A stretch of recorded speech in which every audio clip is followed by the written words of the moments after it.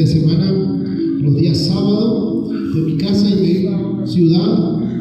Yo le decía a mi mamá que iba a la iglesia a ayunar y me iba a otra ciudad, lejos, como de aquí a Resistencia. Me iba al instituto bíblico. Yo tenía 12 años, 13 años y quería aprender, pero no me dieron el título. Estuve 3 años, 2 años, 3 años, pero no me dieron el título porque era menor de edad. Pero no es que tengo mucho conocimiento, ¿no? Sé que hay cosas que a lo mejor me falta todavía aprender como ministro, amén, del Señor.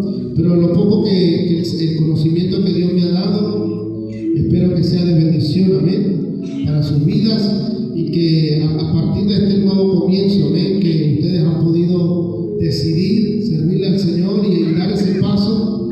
Y nos alegra esta noche tener a nuestro hermano Ezequiel, amén, que le mandamos un mensajito, porque habíamos guardado los mensajes, los nombres con los números, pero en una foto, y en la foto faltaba un número, y logramos conseguir el papel, y allá aparecía el número completo, porque yo decía, no, son 6 números, no son 5, los últimos 5 números eran que había. Pero gracias a Dios pude contactarle y mandé el mensaje, así que de verdad nos da alegría y gozo poder tenernos en este lugar, a la familia de nuestro hermano Catalino, a Wilson juntamente con su esposa, amén. Quiero que capaz ustedes, el hermano Gabriel también, ¿no? Gabriel, ¿no? Lorenzo Gabriel, ¿no? Bueno, el hijo de nuestro hermano Méndez, ¿no? Gloria a Dios. Así que es un gusto poder tenerles en este lugar, amén. Quiero dar una enseñanza en esta noche. Capaz no nos va a dar el tiempo porque es bastante larga, pero vamos a hablar a lo que nosotros lo que podamos, amén. Y he puesto como título, ¿sí?, una enseñanza o una predicación. Cuando a lo mejor usted más adelante el pastor le diga, bueno, hoy le toca traer la predicación, siempre póngale un tema, un título, ¿sí? Porque de ahí si usted no le pone el título, es más difícil para usted llevar una línea. Entonces, si usted pone un tema, un título al tema, a la predicación, le va a ser más fácil. Entonces usted por el tema, usted se va a guiar, y yo por lo menos busco el nombre, por decir Jesucristo, y coloco versículos que diga Jesucristo, y me salen todos los versículos. Entonces yo me voy guiando, y a través de esa palabra Dios me va dando lo que debo de hablar, amén. Y he puesto como tema el propósito como iglesia de Cristo en el mundo en que vivimos, ¿sí? La iglesia debe de entender, ¿sí? Nosotros como hijos de Dios, cuando venimos a los pies de Cristo, tenemos que entender automáticamente nuestra visibilidad del mundo espiritual se abre, y debemos de entender de que ya nosotros tenemos un propósito. En el mundo nosotros capaz tenemos planes, tenemos proyectos, pero en la iglesia tenemos un propósito muy diferente, porque un plan puede desbaratarse. Un proyecto, usted puede tener un proyecto a largo plazo de comprar un auto, pero en el camino le pasó algo, tuvo que gastar dinero y no logró comprar el auto.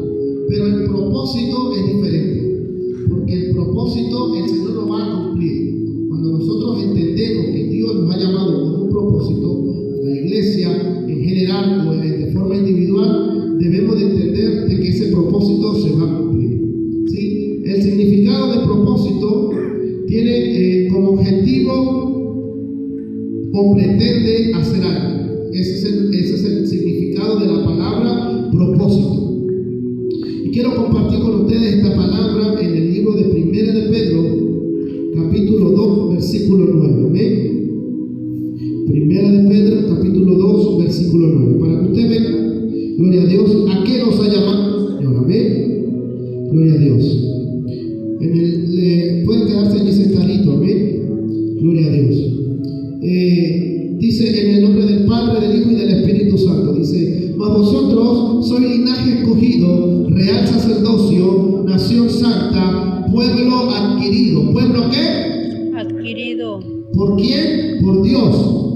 Para que anunciéis las virtudes de aquel que os llamó a las tinieblas a su luz admirable. A lo mejor usted había escuchado este versículo, pero no le había leído detenidamente. Vosotros que en otro tiempo no eras pueblo, ¿no éramos qué? ¿No éramos qué? Pueblo. Pero que ahora sois pueblo de Dios, que en otro tiempo no habéis alcanzado la misericordia, pero ahora habéis alcanzado su misericordia. Entonces, hay varias características en esa palabra que el Señor nos habla, sí, gloria a Dios, que por qué nosotros fuimos llamados. Podríamos decir que es la intención original o la razón por la cual algo fue creado, el propósito, la palabra propósito. La iglesia debe entender que fuimos creados para o por un propósito.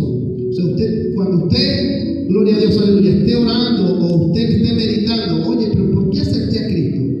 Bueno, usted tiene que entender que el Señor tiene un propósito. Capaz, en esta noche, en esta iglesia, la gente, bueno, las personas que han aceptado a Cristo, que están en esta noche, la mayoría, en algún momento han estado en alguna iglesia y han sufrido, han tenido desilusión, han sido humillados, han sido maltratados espiritualmente con alguna palabra, y eso ha hecho que el propósito de Dios se haya estancado. Pero con eso no quiere decir que ya el propósito no se va a cumplir, porque fíjese, capaz usted pasó una situación difícil en el lugar donde usted congregaba anteriormente, pero hoy está otra vez acá. Quiere decir que el propósito de Dios se va a cumplir, aunque el enemigo quiera destruir ese propósito, Dios no le va a permitir. Amén. Cuando las personas aceptan a Cristo, dejan entrar a Cristo en su corazón, deben saber cuál es el propósito por el cual fue llamado. Nosotros ya no estamos como cualquier persona que está en la tierra, que está en el mundo, que hace sus proyectos, como dice los profesores de la universidad, te dicen, nosotros nacemos, crecemos, nos reproducimos y morimos. Eso para nosotros no es así, porque usted fue establecido en esta tierra, la iglesia fue establecida en esta tierra para cumplir el propósito de Dios. Entonces, el primer propósito es que Dios nos llamó a ser, ¿qué? Como decía la palabra, nos llamó a ser su pueblo. Amén. Ese es el primer propósito. Dios, aleluya, nos ha establecido a través del sacrificio de Jesucristo que nosotros podamos venir a ser ese pueblo de Dios, ese pueblo escogido. Sí, y no es que todos somos escogidos, no. La salvación sí es para todos, pero no todos somos escogidos para el propósito que Dios ha establecido a la iglesia. Amén. Luego que la iglesia entienda y conozca el propósito, podemos ir o saber en qué área del Señor nos ha llamado. Entonces, cuando nosotros sabemos el propósito, sabemos que Dios nos ha llamado para ser su pueblo, para ser un real sacerdocio, para que nosotros podamos llevar las virtudes de aquel que nos llamó de las tinieblas a su luz admirable, nosotros podamos entender ese propósito. Entonces, hay un propósito común, que es de toda la iglesia, ¿sí? Y hay un propósito individual, que es el propósito de Dios en cada uno de nosotros, ¿sí? A mí, capaz Dios me llamó solo para predicar, fíjate que estaba cantando y no puedo cantar. Capaz a Valentina Dios le llamó para estar en el área de la alabanza.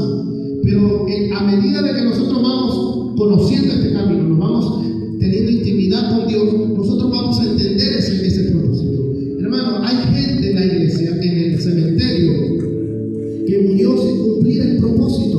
¿Por qué? Porque no fue enseñada, no fue instruida, no fue, no sé, porque claro, usted viene a Cristo, viene la luz le alumbra, la luz de Cristo, pero tiene que tener una persona que le enseñe, que le instruya, para que usted pueda saber y entender cuál es ese propósito.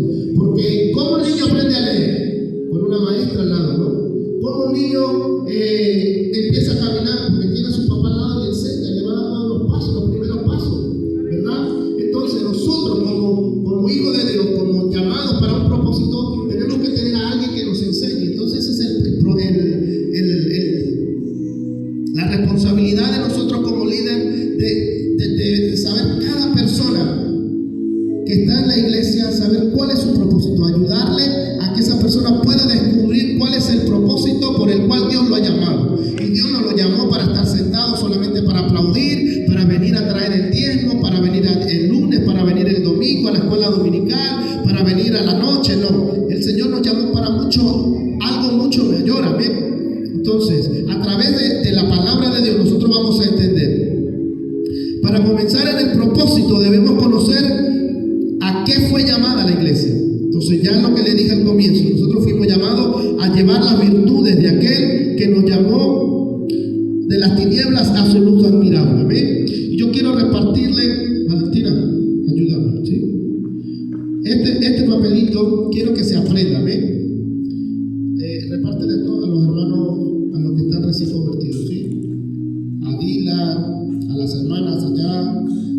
a lo que se reconciliaron. Quiero que ustedes, una de las cosas que nosotros debemos de aprender, la primera cosa que usted debe de aprender es escudriñar la palabra, conocer a Dios, para que usted pueda saber cuál es el propósito que Dios tiene con usted. Usted tiene que saber cuál es su maestro, quién es su maestro y cuál es nuestro maestro, la palabra. La palabra, ¿quién es? Dios. O sea, a través de la palabra nosotros vamos a conocer a Dios. Es un versículo, no, solamente los que están recién convertidos, nosotros no. ¿Sí? Entonces, ese es un versículo bíblico para que usted se lo aprenda para la próxima semana, ¿sí? El que se lo aprenda, voy a traer regalo, ¿amén?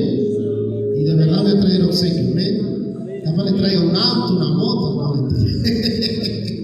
Pero lo que quiero es incentivarlo, ¿amén? Para que usted empiece. Capaz a lo mejor algunos se saben un versículo bíblico, capaz. Pero vamos a empezar a tener versículos bíblicos de la nueva criatura, del nuevo nacimiento, amén. Y ahí en Efesios 5:8 el Señor nos habla acerca del nuevo nacimiento.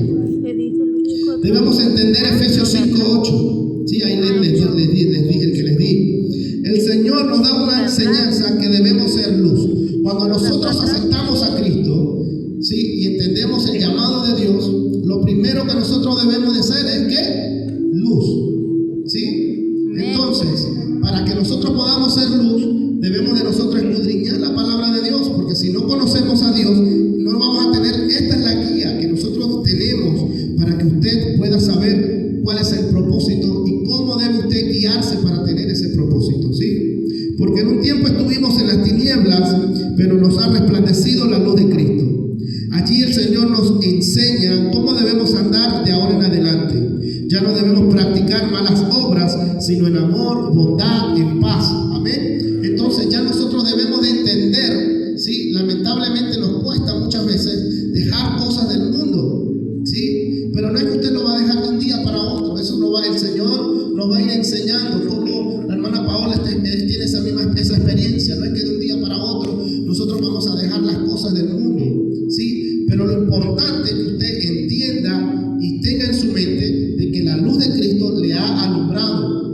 Usted teniendo ese conocimiento en su mente y en su corazón, automáticamente ya Dios se va a encargar. Pero si no hay un reconocimiento, si nosotros no reconocemos en nuestro corazón que Dios nos está alumbrando, que Él es nuestra luz y que Él nos va a guiar a ese camino correcto, allí es donde nosotros debemos de meditar primeramente. Amén. Pasar de tinieblas a la luz implica su transformación, que ocurre cuando estoy unido a Cristo. Entonces usted ya está unido a Cristo, ya usted está engendrados en Dios. Amén. A través de Jesucristo. Entonces es algo un poco profundo, ¿no? Pero quiero que lo entiendan de la forma más fácil. Es como, casi todos acá sabemos del campo, ¿no? Cuando usted injerta una naranja, quiere hacerla una naranja ácida, usted llega y busca una naranja, un limón, una planta de limón con una naranja dulce e injerta la planta, ¿no? ¿No saben? Bueno, así se hace. Cuando usted quiere, por decir, no, yo quiero que salga la naranja ácida para que tenga jugo, que se sepa a naranja, pero que sea limón ácida. Entonces, ¿qué se hace? Se busca una planta, se abre la plantita y se le injerta la otra planta dentro de la otra. Y entonces ahí crece la planta. Cuando usted se da cuenta, tiene el fruto que es limón y naranja a la vez, pero es una sola planta. Entonces, nosotros somos injertados, porque nosotros éramos el olivo silvestre, éramos el olivo del monte. Sí, Jesucristo era el olivo natural, el que crecía en las plantas normales, y nosotros éramos el que se injertó en la tierra, en el monte. Entonces, ¿qué hizo Jesucristo? Dios, a través de Jesucristo, nos trajo a Jesucristo, nos envió a Jesucristo para que a través de su muerte nosotros podamos tener entrada y podamos ser injertados en Él. Entonces ya no somos más el olivo silvestre, sino ya somos ese olivo natural. Amén. Que ya no somos, que antes no éramos pueblo y que ahora somos pueblo. Entonces lo habla de una forma espiritual. Amén. Debemos entender que ahora nosotros tenemos una nueva naturaleza, ¿sí? Y capaz usted dice, pero pastor, ¿qué será?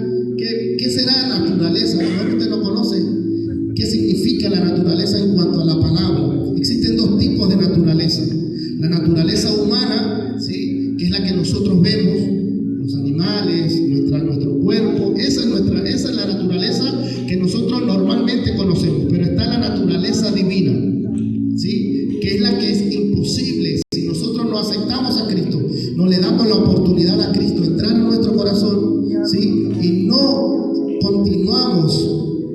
en este camino de búsqueda, de intimidad con Dios, porque es fácil confesar con nuestra boca a Jesucristo, pero después de ahí, ¿qué es lo que viene?